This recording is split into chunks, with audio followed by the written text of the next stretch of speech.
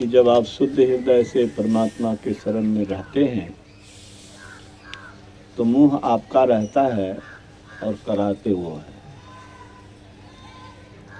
मैं आज तो कह दिया, बिना कहे भी जो मन में होता है वह भजन आगे वाले गाते हैं, ऐसा मेरा अनुभव है। तो इसमें मेरी शक्ति नहीं है, शक्ति नहीं थी। संचालन करने वाले गुरु प्रभु हैं। जो भक्त है वह दिन रात अनुभव करता है, दिन रात अनुभव करता है। आवश्यकता इतनी है, समझ लीजिए, ये अनमोल चीज है, अद्भुत है, आश्चर्यजनक है।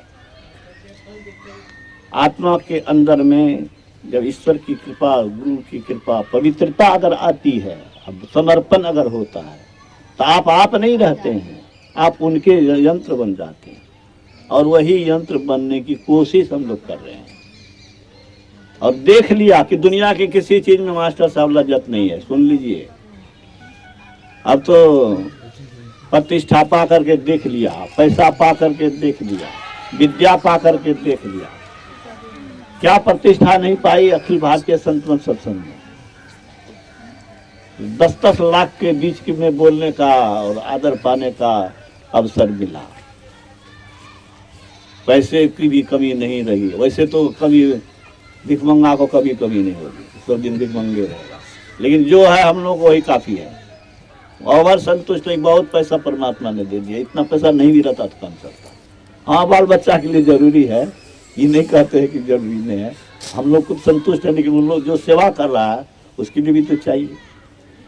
लेकिन ज्ञान विवेक के आधार पर कहता हूं कि संसार की किसी चीज में कोई लज्जत नहीं है। और लज्जत उसी को मैं मानता हूं कि जो हमको दुखों से छुड़ा दे। दुखों से छुड़ाने वाला एक परमात्मा है, वह परमात्मा की भक्ति का प्रेरण सत्संग से होता है। इसीलिए भगवान शिव ने कहा, गिरिजा संत समागम सम न लाभ कछुआन, बिनु हरि कृपा न होय सो गावहि वेद। और गुरु महाराज जिन्होंने ईश्वर को पाकर ईश्वरी शक्ति पाया, उस महापुरुष की बात सुनिए, सत्संग से बढ़कर कुछ है कहा नहीं जा सकता। जो सत्संग नहीं करते हैं वो सत्संग कीजिए, नहीं तो जान लीजिए, क्या जान लीजिए कि मनुष्य शरीर आपका अस्थायी धन नहीं रहेगा। मनुष्य शरीर भजन करने वाले का, परमात्मा की भजन करने वाला, सत्संग करने वाले का अस्थायी धन होगा। जो पढ़ेगा मन लगा करके, बाप के पास पैसा नहीं है, भीख मांग करके भी, कर्जा लेकर के, जमीन बेच करके भी बच्चे को पढ़ाता है। ईश्वर के घर में क्या कमी है भाई? तुम पढ़ने में मन लगाओगे, बस मेरे कहने का मतलब है कि भजन में मन लगाओगे। मनुष्य शरीर वाला जो काम है, मनुष्य शरीर ही भजन कर सकता है, मनुष्य शरीर ही सत्संग कर सकता है, मनुष्य शरीर ही ज्ञान विवेक ला सकता है, मनुष्य ईश्वर बन सकता है। स्वामी विवेकानंद ने कहा, मनुष्य ईश्वर बन सकता है। अपने मन और इंद्रियों को नियंत्रित और संयमित करके ब्रह्म बन सकता है। यह काम पशु नहीं कर सकता है। ये काम का प्रेरण सत्संग से होता है। हम लोग उसी रास्ता पर चले हुए हैं। देख लिया कि दुनिया की चीजों में लज्जत नहीं है, ईश्वर को पाने में लज्जत है। गुरु महाराज ने कहा कि आग के निकट जाओ, जाड़ा भागेगा। आग के निकट बैठने से ही जाड़ा भागता है। ऐसे ही ईश्वर का दर्शन होगा, ईश्वर को पाओगे, सारे दुखों से छूट जाओगे। तो सत्संग का मूल उद्देश्य क्या है? ईश्वर को पाना। संगति ही जर जाए न चर्चा, राम की दुल्ह बिना बारात कहो किस काम की। सत्संग का मतलब होता है परमात्मा की चर्चा करना। सत्संग का मतलब होता है कि परमात्मा को पाने वाले महापुरुष का संग करना, उनका विचार को सुनना, वही सत्संग। अरे डॉक्टर के पास नहीं जाओगे तो डॉक्टर कैसे बनोगे? शिक्षक के पास नहीं जाओगे तो शिक्षक कैसे बनोगे? आज एक शिक्षिका बनने जा रही है हाई स्कूल की। मैंने उसको पूछा कि आदर्श माता का नाम लिख दो। क्या कहा मैंने? आदर्श माता का एक नाम दो।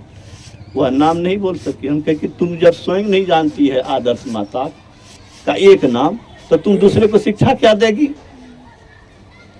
आदर्श माता कौन हुई? गोपीचंद की माता हुई। आदर्श माता कौन हुई? ध्रुव की माता हुई।